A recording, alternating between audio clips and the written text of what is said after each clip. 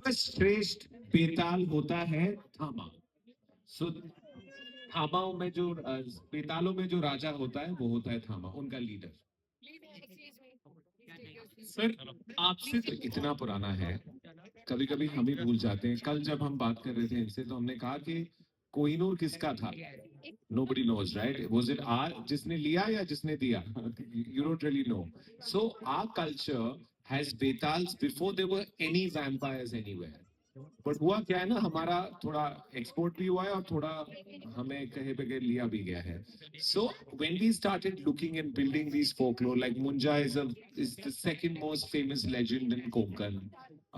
स्त्री चंदेरी से है, but actually the legend is from Konkan, Bhedia Arunachal से. So my dad early on used to take me on trips all across India to understand India. In fact गर्मियों की छुट्टी में दिल्ली में बनाता था, मेरी मासी यहाँ होती थी, इसीलिए हमने गरम गरम वैम्पायर की कॉलोनी से एक इंपोर्ट की है चीज। कौन है इन दोनों में से वो मैं नहीं बताने वाला, वो आप फिगर आउट कीजिए। और हम आए हैं दिल्ली, तो आप आई थिंक जर्नलिस्ट तो सब है यहाँ पर। मैंने अपने कॉलेज के बाद पत्रकारिता की थी, जर्नलिज्म की थी, but I think love you too, thank you so much, don't make the married boy blush. मैं थोड़ा सा शादीशुदा हूँ, ऐसे मत बोलो मुझे। हाँ।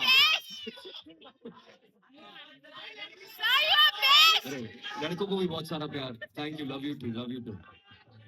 हाँ तो जर्नलिस्ट जो है वो हम आई थिंक हम नेचुरल जर्नलिस्ट हैं, सब बहुत क्यूरियस है अंदर से और सबको क्वेश्चंस पूछना अच्छा लगता है।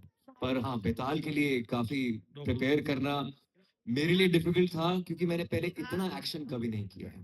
एक्शन के साथ साथ जो पहाड़ी से नीचे गिर रहा हूँ, मुझे भालू उठा के इधर से उधर फेंक रहा है, बहुत मार खाई है मैंने इस पिक्चर के अंदर। इतनी तो मैंने स्कूल कॉलेज में मतलब ज्यादा लपेटा ही होगा, लेकिन इतनी मार मैंने कभी नहीं खाई पहले। दिनेश विजन ने पता नहीं क्यों ये सोचा कि इसको चलो पीटते हैं। हाँ मतलब फर्स्ट हाफ में मैंने देखा कि ट्रेलर में ये जो नवाजुद्दीन सिद्दीकी है ना, कहाँ गया यहाँ पे, ये जब मेरे यहाँ पर आ गए थे ना,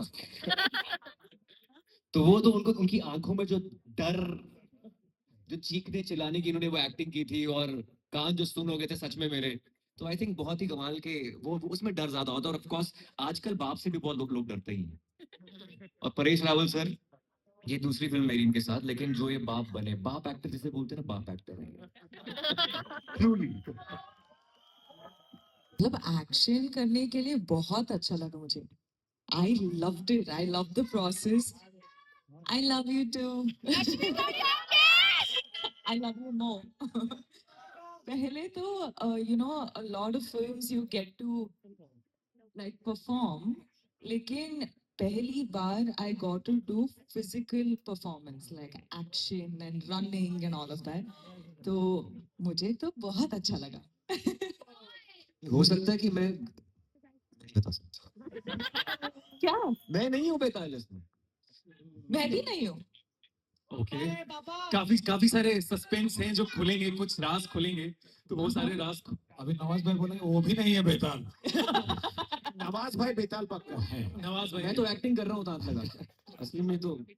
अच्छा नवाज भाई, अभी जो देखा मतलब क्या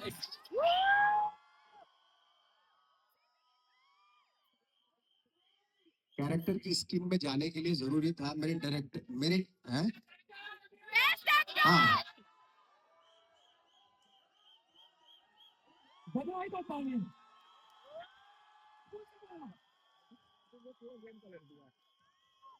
मेरे डायरेक्टर ने जो आदित्य जो बैठे हैं यहाँ पे, उन्होंने मुझे एक टिप दी थी इस कैरेक्टर को करने के लिए, कि पहले अपना फोन पीना शुरू करो, उसके बाद दूसरे का पियो, उसके बाद पता चलता चला आएगा। तो ये मेरी कैरेक्टर की ब्रीफ थी, और मैं इसकी स्किन में जा चुका था, है ना। और जब मैं आया, सेट पे आया, तो मैं पूरा तैयार होकर आया था, फोन पी पी के आया था।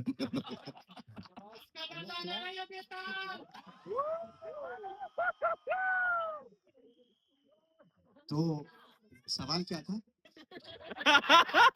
कि हॉरर और कॉमेडी को बैलेंस नहीं क्या। मैं सिर्फ बता रहा हूँ कि वास्तव में कुछ तैयारी, ये जो पूरा का पूरा जो डिजाइन था, ये डायरेक्टर के दिमाग में था।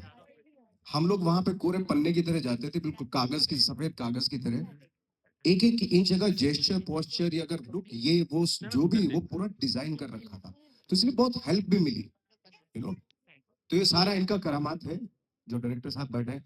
हाँ, जब जब ये फिल्म खत्म हो गई तो मेरी आदत पड़ गई थी ऐसे, बहुत गुस्सा आता था तो ऐसे ही करता था।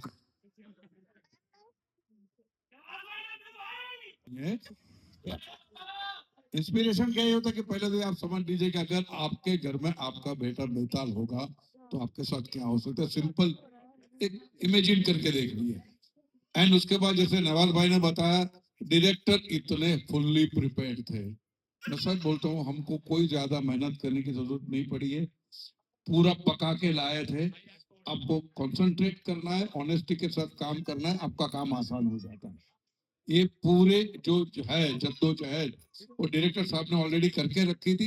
एंड दूसरी बात है कि सामने वाला जो आर्टिस्ट होता है वो कैसे रिएक्ट करते हैं उसके ऊपर से भी आपका आधा परफॉर्मेंस हो जाता है। तो आई वॉज फॉर्चुनेट कि ऐसे डायरेक्टर थे, ऐसे एक्टर थे, को आर्टिस्ट थे। तो क्रेडिट गोज टू देम। और ये ऑनेस्टी के साथ बोल रहा हूँ, कोई मॉडेस्टी वाली बात नहीं कर रहा हूँ। अभी तो इतनी कॉमेडी करता है, I think it gut instinct भी होता है कि पता होता है कि ये रिलेटेबल हो। और उसकी सबसे बड़ी बात वही होती है कि अगर मुझे जो किसी को भी सुनाऊंगा तो उसका एक रेफरेंस बहुत सही लगाना, उसका और रिलेटेबल होना जो, तो ह्यूमर बहुत लैंड अच्छी तरह से होता है। इसका मैं बहुत बड़ा क्रेडिट दूंगा नीरेंद्र भट्ट और अमर कौशिक को, बिकॉज जो डायलॉग नीरेंद्र ने लिखे हैं, अमर ने जो एक ओवरऑल दुनिया बनाने की कोशिश की है, I think it is a phenomenal world that I have tried to take one step ahead.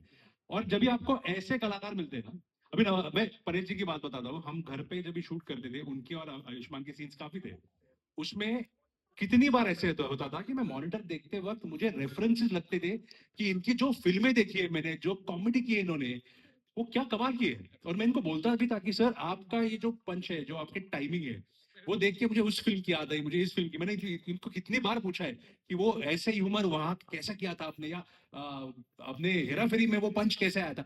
But मुझे हमेशा लगता है कि डायलॉग राइटिंग, एक्टर का टाइमिंग एंड स्टोरी टेलिंग, ये तीनों सही चीजें बैठ जाए ना तो पंच लैंड होता है। और इस फिल्म में आई होप कि सारे पंचेस लैंड हो और लोगों को ह्यूमर पसंद आए।